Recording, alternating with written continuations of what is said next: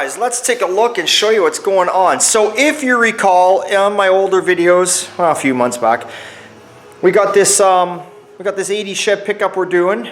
It's kind of a mixture of different years of trucks, but we're going to call it an 80, okay? Anyway, it's a 4x4. The chassis was done over here by Fraser Valley Blasting. Good local guys in town, Fraser Valley Blasting, I'll say it again. They did all the blasting and they sprayed some nice black, gloss black epoxy paint on the frame. So the frame came to us the way it was with an engine and tranny already in it, so we didn't do any of that. But what we are doing is all the body and paint, wiring, steering column hooking up, get the brakes working, get the thing fired up, blah, blah, blah, blah. You know where we're going with it. So let's take a look, because now we're putting the cab on the frame. So this you might recall, it's lifted quite high. So there it is right there. This body is all in final primer. We painted all the inside. He went with the factory gray. If you can see this, get around the hoist. Oh, that's the beautiful factory gray that it was.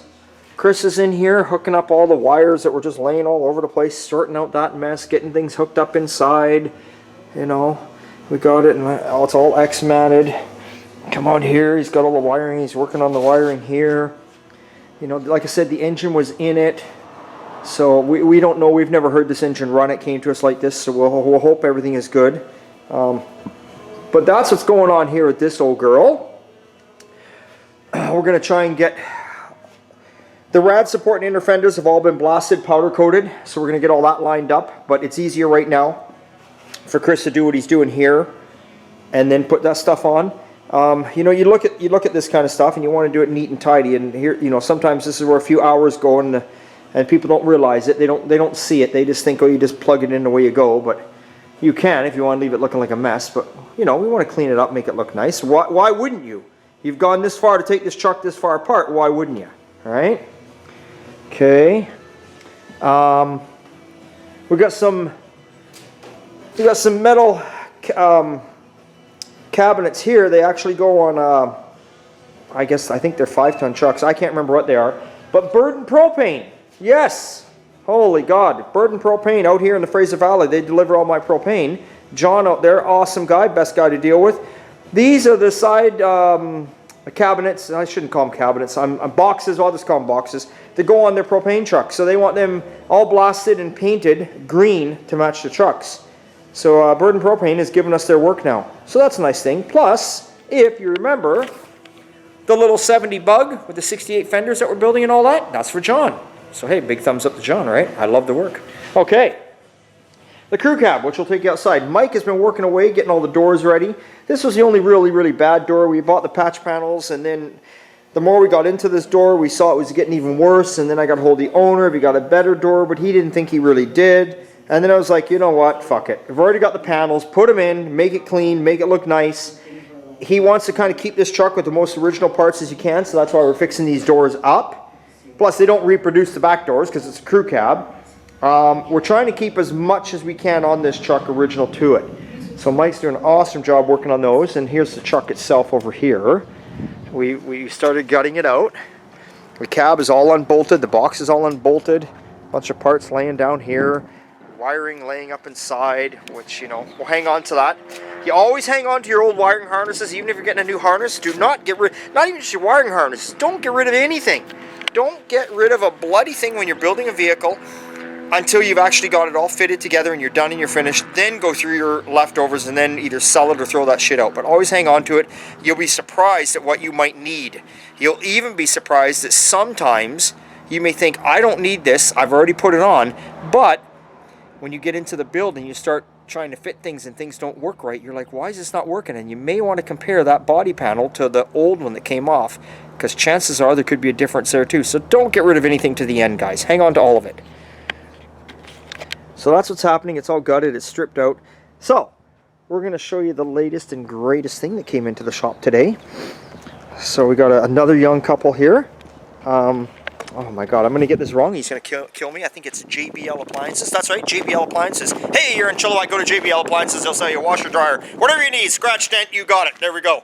I just gave you guys a promo there. Anyway, so this is actually, they're building a 62 Chev pickup. And his lovely wife even gets out here and wrenches on it. Can you believe that? Good for her. I can't remember her name. I'm bad with names, but that's all right. She'll forgive me. Anyway, this is, now you're going to think this doesn't look right to you. What they've done here is they've taken a 68 Chevy frame, because you get disc brakes and power steering, and what they've done is they've cut the mounts off their 62 Chevy frame for their cab and put them in the proper spots, fitted it all, and they're using the 68 frame, which is a very good idea to do. They got a little 350 in here, built by Norm at Fortin's Automotive. I think they told me 450 horse, I think they said. I'll find out when it's up and running, right? But anyway, all they brought it into us today for was something very easy. Run some gas lines for them up to the engine, and then from the fuel pump to the carb. Then run the brake lines as much as we can. Get a drive shaft made for them. Figure out the proper belt to go on there. Get the engine in the right angle, so you get the right angle there. Engine's angle, usually, you know, if the carburetor's off and, you know, and you're putting it on your intake manifold, usually you want 3 degrees. The engine's always slightly back, if you understand what I'm saying. Somebody might want to do a bit different, but normally they're at 3 degrees. So we got to get that, make sure everything's right there. The mounts themselves for the engine are right. How we'll change the angle if we need to is the trannies is sitting here right now.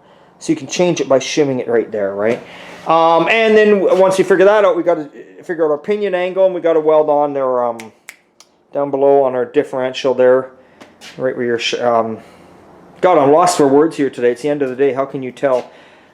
Our horseshoes, our feet, whatever you want to call them, we got to weld them on. I see he's put a gas tank in the back. These wheels he is not using, so don't even pay attention to these wheels. They're just on there for rollers. Looks very nice. I like this. Very tidy.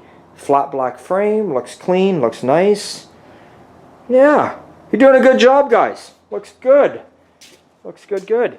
The Pontiac. The Pontiac you see is back outside ground. What we're waiting for is the owner. This frame has been hit in the back. Got hit on the passenger side and it's been kicked over. Really, when you're starting to weld all this stuff on, you're doing the quarters and all that, it would be nice to have this car actually bolted onto the proper, like a frame that's not bent, that is straight. So he's got another frame that a body's sitting on that he's attempting to start to take apart and lift off and get it out to us as quick as possible. And then we can swap it over. That's you know, the solution there. Okay, there's the box for Big Red.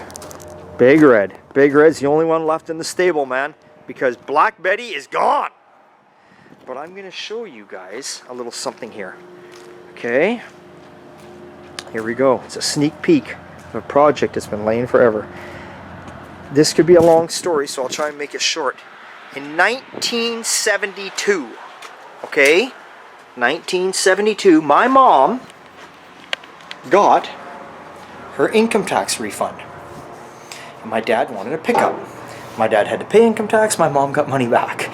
My mom said, we'll go get you a pickup. So we drove into New Westminster, and my mom bought my father this truck in 1972, and the truck is a 1965.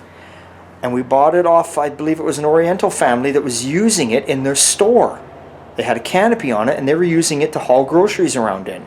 And they didn't need it no more. They decided to go into a van instead. It was going to be easier because the canopy on the truck, crawling in and out of the box was the answer. A van, doors on the side, doors on the back, it was a solution. So we bought this truck in 1972. Now my dad drove the shit out of this truck all his life, and every year he'd, kind of where I get what I do for a living, he would take it in the back garage and he'd just slap some more Bondo on it, sand it down first, slap some Bondo on it where the rust was, and repaint it. This truck went through so many colors in life, it's unbelievable. And then when I turned 18, my dad finally bought himself another truck. And he gave me the old 65. Well, running gear, it was good. He had had a rebuilt 283. He had done the engine and tranny. He had done all that. Brakes were good. But I tell you, was she rusty. And she was just done. She was so full of Bondo, and the paint was so thick. So I drove for a year, had some fun with it. And then I ripped it right apart. Tore it right down as far as I could. Not to the frame, no, but tore all the front sheet metal off it, did all that kind of stuff. And I stripped it of bare metal, and I painted her the nice seafoam green that they were back then. And I started taking it to car shows, and I actually got 4 or 5 trophies for it. I won that are down in the basement. And then all of a sudden, everybody started going the seafoam green. I call it seafoam green. I know it's got probably various names. Some people call it light green, medium green. You guys all know the color I'm talking about. So I was like, everyone's going this color now. I don't like this. So for some strange reason, I saw a 55 Chev pickup and it was painted Porsche Indian red. And I was like, I'm going to paint my truck that color. So I ripped it apart and started doing it, as you'll see here, on the edges, Porsche Indian red. And that was, gotta be, I'm going to say at least 25 years ago. And it never got back together. And no, I'm not going Porsche Indian red. I don't even know what I was thinking back then. But I have every single part for this truck. So it's a 65 Chevy, long box fleet side, big back window, factory tack, all the factory gauges with all the good stuff in it. Power brakes. The only thing it never had, this truck, was AC and power steering. It had everything else. Posi track rear end, 283, power glide, every piece of bloody chrome you can imagine. Right down to the bumper guards. This was the custom package. Like, the thing is fucking got so much chrome, it's unreal. And so here she sits. There she is. And this is going to be the replacement for Black Betty. Because it's time to do it again.